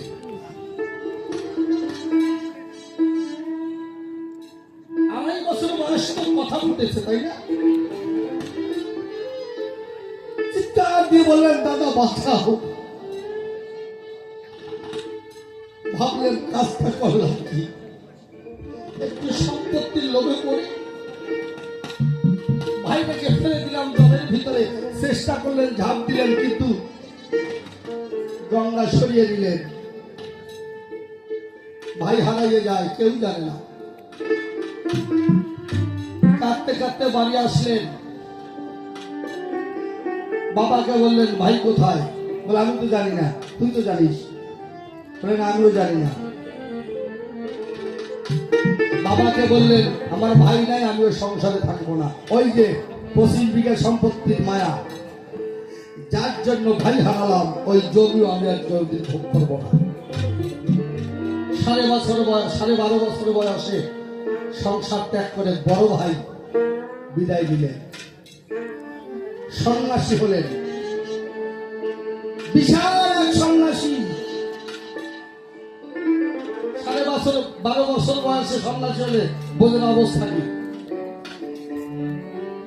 একাই জানে খবর, আর একা ক্ষমা চায় ভগবানের দ্বারে। পরবর্তী কাউকে ক্ষমা করে? ও তো সাধু ছিল, 12 বছর পর্যন্ত সাধু ছিল। চোর হয়ে গেল, আবার সাধু হতে চায়। 24 বছর বয়সে পূর্ণ যুবক, 30 বছর, 35 বছর, 40 বছর বয়স করে যায়, জ্যোতি ফুটে উঠেছে গায়ে। সন্ন্যাসী, বড় বড় জট, দাড়িতে জট, হাজার হাজার মানুষ গিয়ে পরে পায়, চোখের জলে যারে যা কয় তাই হয়। আমার একটা পুকুরের পাশ দিয়ে আপন মানে কৃষ্ণ নাম করতে করতে যায়, সাধু হয়ে গেছে। আমি করলাম বর্ণনা, যত সাধু হও তোমাকে চোর না সাজালে আমার খেলা পূর্ণ হবে না। কারণ তুমি যে করেছো, ওই যে চোরকে সাধু বানাই আর সাধুরে চোর বানাই। শুনো ভালো করে, পুরানো পুকুরের পাশ দিয়ে যাচ্ছে চলে, আনন্দ পেলে হঠাৎ দেখি কি একটা লোক একটা তাল গাছের গোড়ায় বসা, ওই যে দাও ধরা, দাও বালি কষা না, বালি কষায় দাও ধরায় গাছে উঠবে, তাল পারবে, কাঁচা কাঁচা তাল, পাকা পাকা তাল, আবার নতুন তাল উঠেছে, তাল সব খাবে। ও ভালো করে দাঁড়ানো যখন শেষ হলো, ওই সময় ওই পথটা ওই 25-30 দূরে পথ দিয়ে যাচ্ছিল। একবার সাধু ওই লোকটার দিক তাকায়, ওই লোকটা সাধুর দিক তাকায়, যদি দেখে ভক্তি হয়। হঠাৎ এই যেটা চুলকায়, চুলকায় না মানুষের, বাম হাত দিয়ে না চুলকে, যে হাতে দাগ, ওই দাগ দিয়ে দাগ ঠোঁট দিয়ে চুলকাচ্ছে। আমার কাছে আমি করি, শোনেন যত নরনারী, হঠাৎ দূর করে পাশে যে তাল পর তো পরে তাল ভোগে, তালের মতো 4-5 হাত দূরে মাথা ছুটে যায়। কাল সময় যখন আসে, কি বলবো আপনাকে, পাশে তখন মানুষ এমন একটা সময় আসে, তখন আর সময় থাকে না। সাধু বুঝতে পারলো না কি হলো, দেখে যেটা মাথা ছুটে গেল, দৌড়ে কাছে যায়, ফিনকি দিয়ে রক্ত পড়ে, জানি যত বিজ্ঞ নয়, ও গিয়ে ওই দা ধরে লোকটাকে দেখা যায় কাজ করে, কোথায় তাল, তালের খবর নেই। আত্মচিৎকার দিলেন সাধু, ওই চিৎকার শুনে গ্রামবাসী ছুটে এলো, এসে দেখে সাধু হাতে দাও, আর ওই মহাজনের মাথা 7 হাত দূরে। সাধুরে প্রশ্ন করে কি হলো, সাধু বলে আমি জানি না। সবাই করে বর্ণনা, এই জায়গায় কোনো প্রমাণ নাই, কিভাবে তোতে সাধুই মারছে 10 জনা। 40 বছরের সাধু খাঁচায় বন্দি, মহাসাধু, ওনার নামে কেস হয়। সাধু বারে বারে কয় আমি এখন করি নাই, চাঁদে আর কয় করি নাই। যেদিন শেষ তারিখ, সাধুদিক জজ সাহেব তাকায় দেখে যে এর হাতে কখনো মানুষ খুন হতে পারে না। ওর এখন যে পরিবেশ, দেহে যা কয়, ওর রূপে যা কয়, ওর চৈতন্য সত্তায় যা বলে, ও এ মানুষ খুন করতে পারে না।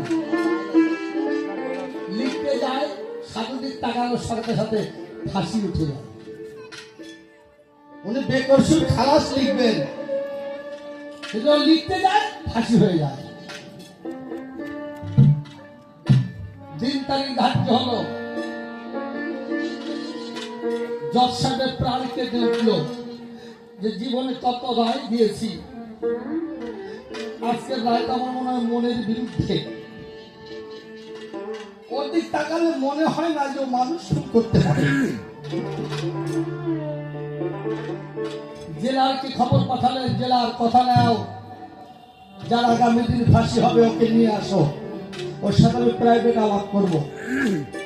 বাসায় নিয়ে যায়, সাধুকে বসাইয়ে প্রণাম দেয় পায়, যার আগামী দিন ফাঁসি হবে। যখন প্রণাম দিতে গেল তখন একটু সরে দাঁড়ালো। উনি দুজনে পাশাপাশি বসে জজ সাহেব চোখের জলে বসে বলছে, বাবা আমি তো একজন বিচারপতি, আমার হাতে জন্ম মৃত্যুর খেলা ভগবান আমার হাত দিয়ে খেলায়, কিন্তু তোমাকে যতবার দেখে আমার মনে হয় না যে তুমি মানুষ খুব করতে পারো। আমি জজ নয়, আমি একজন পিতা। আমি পিতার ভূমিকায় থেকে তুলে বলি তোমার মাকে, আমি তোমাকে বিনয় ভাবে জিজ্ঞাসা করতেছি, বাবা সত্যি এই খুন কি তুমি করেছো? জজ সাহেবকে বললেন আমি করিনি। তাহলে বারে বারে আমি বেকসুর খালাস লিখতে গিয়ে ফাঁসি ওঠে কেন? বলার সাথে সাথে ওই সাধু চোখ ভরা জল দরকার করে জল ভরে গেল। বললো যে বাবা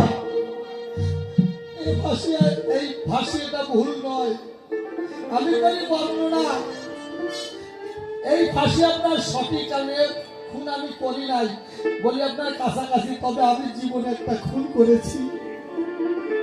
আমার নিজের বাড়িতে আমি নিজে হত্যা করেছি, তার একমাত্র বিচার আমার পাশে।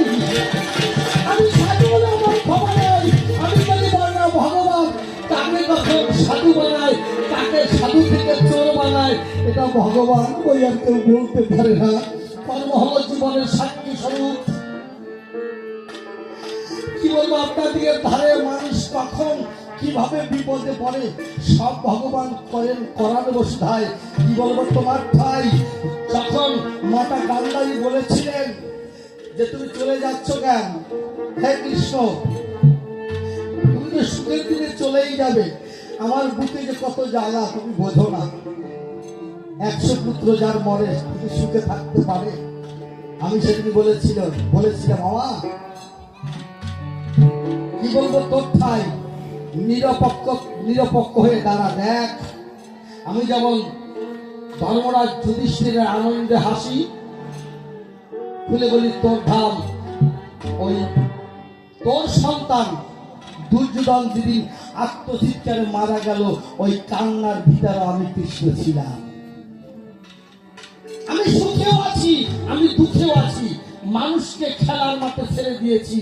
একটু কর্মের খবর দিয়ে কথা নাও, সব কর্ম করো, যে কর্ম করলে পরে ভগবানকে স্মরণ করে, ভগবানের নিমিত্তে যদি কোনো মানুষ কর্ম করে এই দুনিয়ায় যায়, নিজের আমিলতা আমি করি আমিত্ব মাত্রে যদি ভগবানের উদ্দেশ্যে কর্ম করে, ওই কর্ম কোনো পাপ পূর্ণ যাই পাপ পুণ্যের বড় পরে জানি যত বিক্ষু নয়।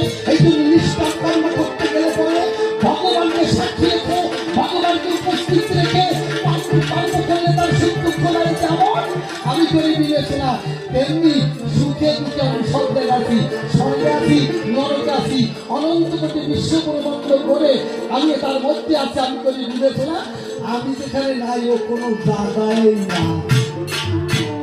আমি মহাভারতে যাই, ও নাই মরুভূতে তরু ছায়া, হৃদয় আকাশ ব্যথায় খাওয়া, না পাওয়ার গীতি গাওয়া, তোমার শোনে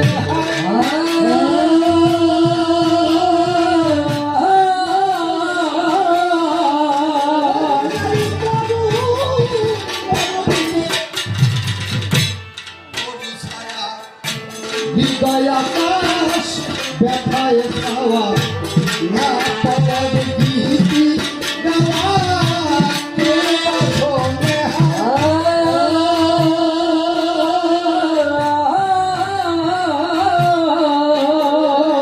আর মন মানুষে দেখা পেলে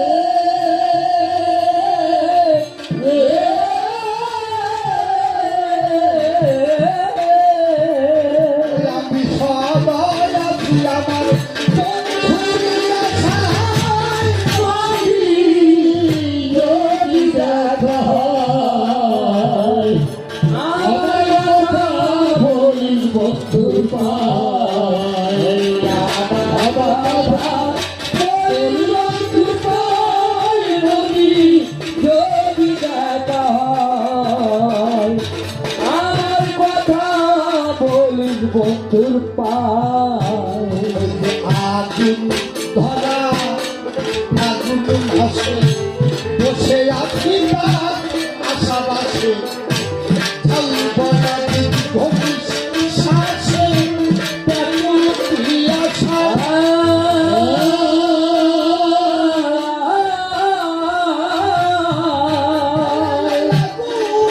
ধরা আগুন ভাসে বসে আছি তার আশাবাসে ঝলবনানি ভবিষ শ্বাসে তেমন আশা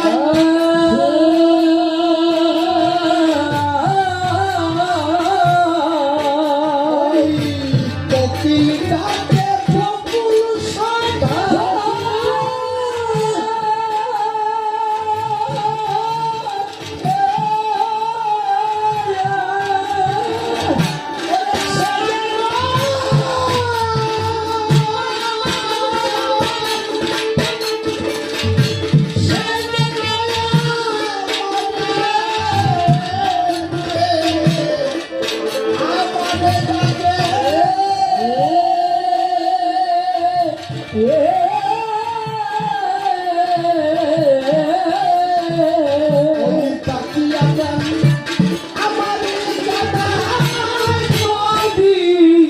যদি দেখা হয় আমার কথা বলি বন্ধুর পায় আমার কথা বলি বন্ধুর পায় নদী যদি দেখা হয় আমার কথা বলি বন্ধুর পায় ওমা, একটা জমিতে যখন বীজ বপন করে আগে কি দাঁড়িয়ে বীজ লাগায় জমিকে পরিষ্কার করে না করে তো ক্ষেত ক্ষেত উপযুক্ত ক্ষেতের পরিবেশ করে এরপর বীজ দিতে হয় এরপরেও ওই বীজ বপন করার পরেও দেখা যায় ওর ভিতর দিয়ে কিছু আগাছা গজায় ওই আগাছা যদি বেড়ে যায় ধানের উপর দিয়ে ধান হবে ওই আগাছা মারাই করতে হয় আমি একজন ভালো চাষি আমি চাষকে ভালোবাসি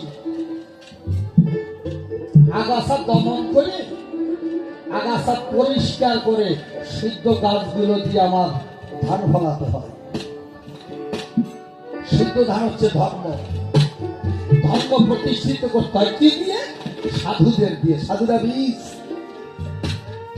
অসাধুরা হচ্ছে আগাছা আগাছা বিনাশ করে ধর্ম প্রতিষ্ঠিত করবার পরে সাধুদের দিয়ে আমি জগতের আলো ফুটাইয়ে সব পথে নিয়ে আমার বাজারে গমন করেন আমি করি বর্ণনা এই জন্য ধর্ম প্রতিষ্ঠিত করতে আমার অধর্মকে বিনাশ করতে হয় তুমি কেউ এই জমির মালিক তুমি না তোমার মাঠ বাড়িতে রাখো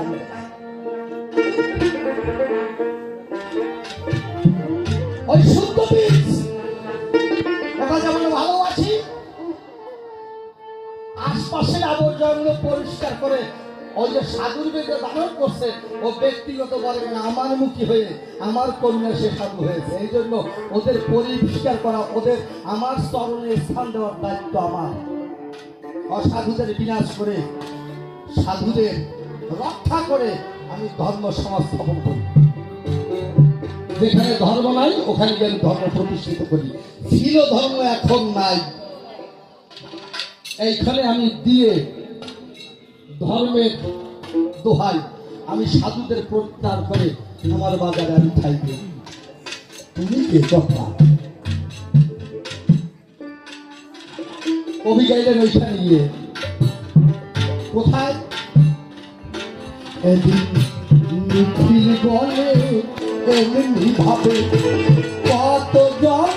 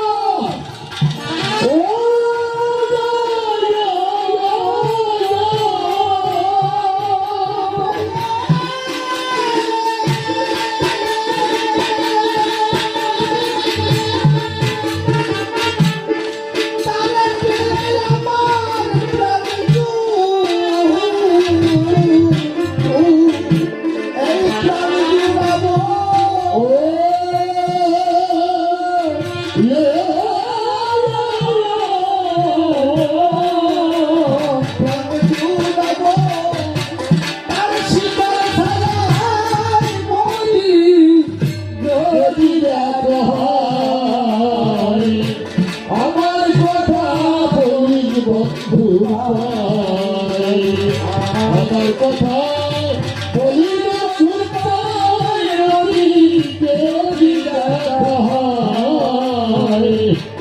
আমার কথা বলি বন্ধুর পায় একমাত্র পুরুষ আমি এই বিশ্ব চরাচরে, আর সকল প্রকৃতি তার সঙ্গে প্রেমের খেলা করে। এই যা দেখছেন সব প্রকৃতি সর্বপুত্র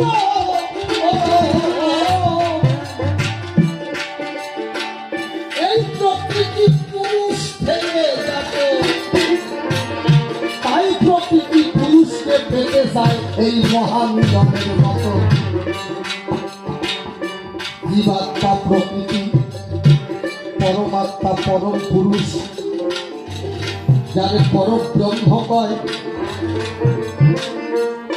এই জন্য সকল গোপীদের সঙ্গে শ্রীকৃষ্ণের রাস হয়। রসের রসিক যারা ভবে গো তারা এই রাজ বুঝি পাবে পাবে, যেমন বুঝেছিলেন এই কলিতেও কত মানুষ সংসারে, যেমন বুঝেছিলেন চণ্ডীদাস আর বুঝেছিলেন রানী। কৃপা করে এ যুগে যোগ বুঝাইয়ে গেছি আমি। সত্যত্রেতা দাপর কলি এই সারি যুগে মানুষ আসে, উদ্দেশ্য ভগবানকে মানুষ যেন ভালোবাসে। সব রুগী একরকম নয়, এই ভবের বাজারে 3 রকম রুগী হয়েছে এই নারে সংসারে। আধ্যাত্মিক, আদি ভৌতিক, আদি দৈবিক কয়। সংসারে থাকিলে পরে এই চিন্তাপে জড়ায়। শেষের যেটা রোগ মানুষের, তার আধ্যাত্মিক তাপ কয়। আমি কেন এসেছি আবার যাব কবি না যায়।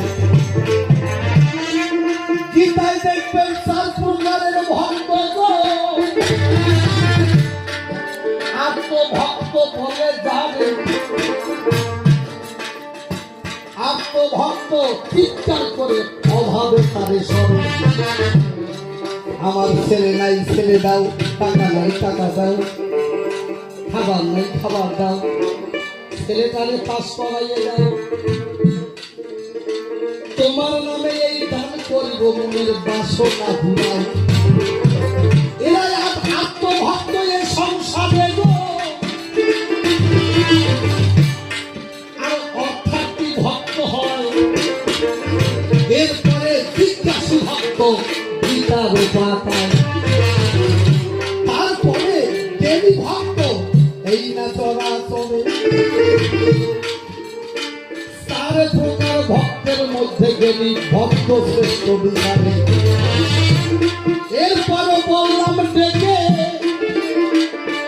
যখন এই জ্ঞান হবে দূর, তখন ভক্ত চলে যাবে আমার বৃন্দাবন প্রেমসে। তখন বৃন্দাবনে বাস করিবে গো, যেখানে চাওয়া পাওয়া নাই। ভক্ত স্বরূপ রাধা হবে, দিয়ে প্রকৃতির দোহাই। এই যারা জগতে বসত করে, ভক্ত তো এক জনমে নয়। ভক্ত হয়ে গেলে প্রতি জনম তার পারি দিতে হয়। ধ্রুব একদিন ডেকে বললেন, ওই আমার ঠাই, আমার কত ভাগ্য, আমি তোমায় 5 বছরেই পাই। আমি বললাম ওরে ধ্রুব, তোমার কাছে করি বর্ণনা। 5 বছরে আমাকে পেলেছে, অনেক কারণ আছে জানো না। জন্মে জন্মে কত জন্মে এলে জগতের ঠাই। লক্ষ জনম পার হয়ে গেছো তবু আমারে পাও নাই। এরপরেও তোমার 5 বছর বাকি পথে ছিল, এই জন্মে 5 বছর তোমার পূর্ণ হয়ে গেল। একবারে উঠে হরি বলো, তবে কবি দিল দর্শন, হৃদয়টাকে সাজাও একবার প্রেমের বৃন্দাবন। এই হৃদয়টাকে বৃন্দাবন করলে যদি ভক্ত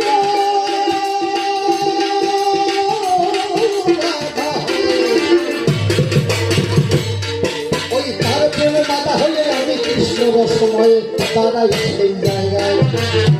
ভক্ত আমার মাতা পিতা, ভক্ত আমার গুরু, ভক্তই তো নাম রেখেছে মোরে বাঞ্ছা কল্প।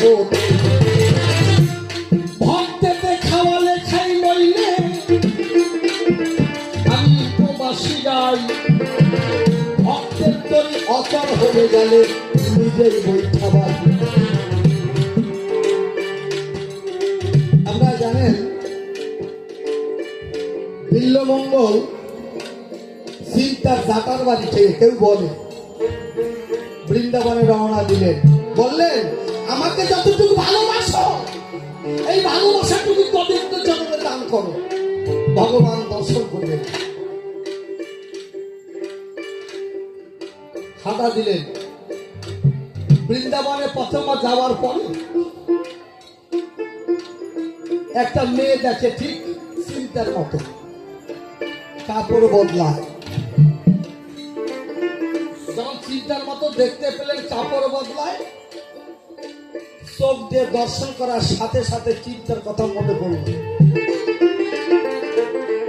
আবার চোখ উঠলে যে চিন্তা আমাকে ভগবান দর্শনে পাঠায়। হে চোখ, তুই দর্শন করবি ভগবান, ওই মেয়েটার দিক চাইলি কেন? মনে আছে ভালো, যে চোখে তাকাইলে কামনার জগতে যেতে হয়, আমি চোখ উপড়ে নেব। নিজের হাতে নিজে কাটা দিয়ে কামনার চোখ বন্ধ করে দিল।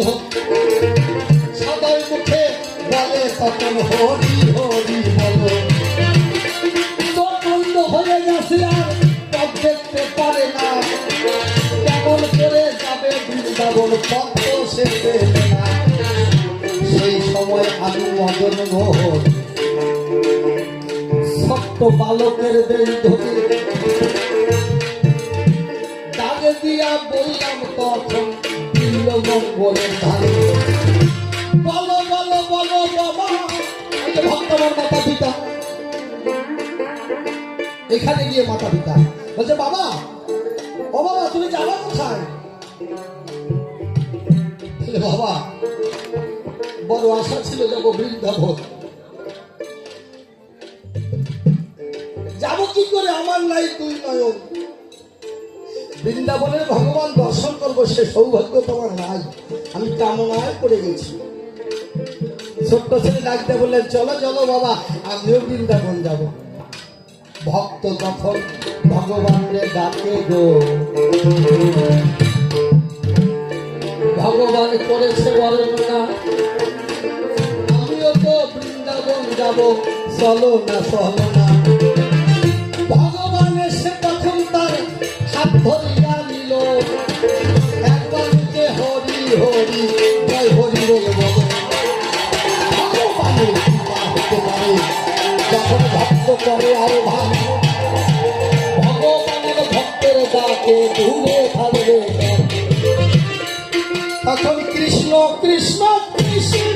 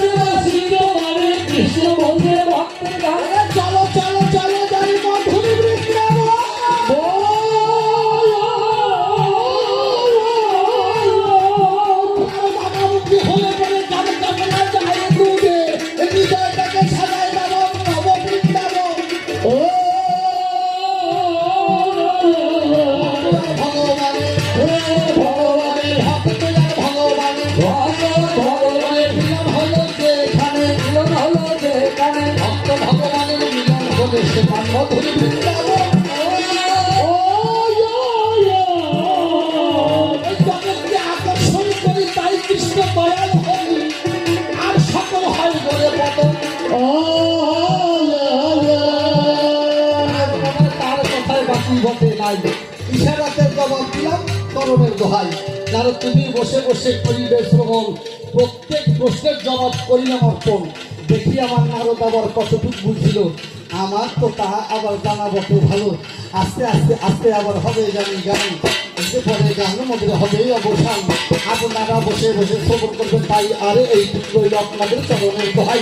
দেখি সে কোনোভাবে কোনো কথা কয়, আবার কোনোভাবে করতে সেই জ্বালায় সেই জ্বালায় সেটা থেকে বলতে হবে পরে। আর এই তোমার সবাই সম্পর্ক অন্য দিনে কথা বলে লাগিয়ে দেবে, ছেড়ে করতে আমার ভাব সময় করে বড় বড় কবি আগে সেই দিনে না তাদের কোনো সাথে সাথে চলে আসে, তারা তারপর বাকি গাছ তখন সেই দিনে করি যেমন বজায় আছে বাংলাদেশের নতুন কথা দিচ্ছে এবং করবে না ভোটের পূর্বে কাপড় ভুলো না। আমার যদি গাছ চাষ করতে পারবো হতে পারে তার বাসা দিতে হবে লক্ষ্মণ আসল ফলানিত আমার অধীনে দণ্ডবাদ করি না আমার হতে মাথা হাতে